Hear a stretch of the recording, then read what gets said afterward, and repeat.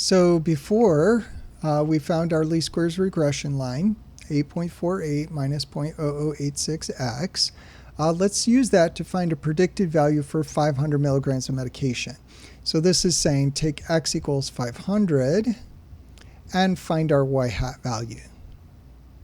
So y hat will equal 8.48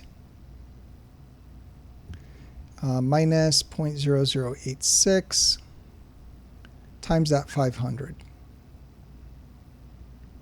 So let's compute that on the calculator. So 8.48 minus 0.0086 times 500. So 4.18. And if you look back at our graph here, when x is 500 up to 4.18, about 4.2, yep, that looks like that's in the right area. Interpret beta 0 and beta 1 hat. So beta 0 hat, that was our y-intercept 8.48. So that is going to mean the y value when, or y hat value when x is 0, and y hat is pain. So that means that your pain is 8.48 when x is 0, so at 0 milligrams of meds.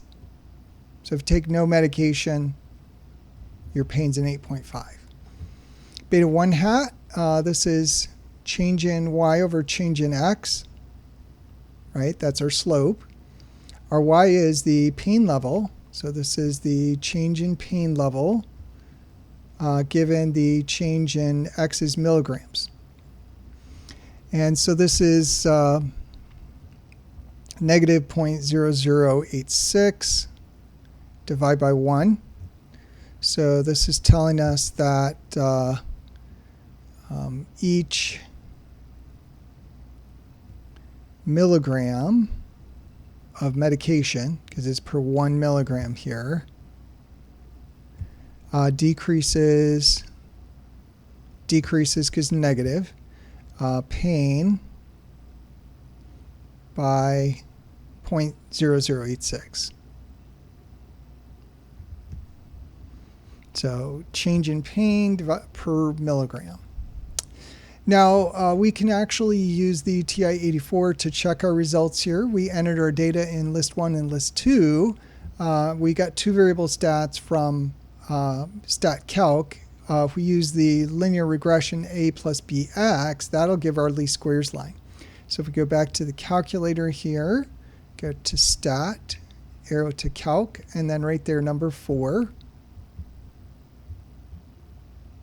Come down to calculate, and ax plus b, our a slope right there, negative 0.0086, and then our y-intercept b, 8.48. So that's the information that we got before.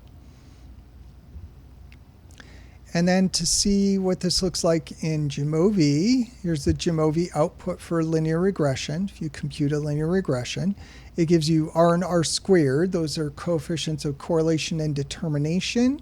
We will treat those in a later section. It runs an ANOVA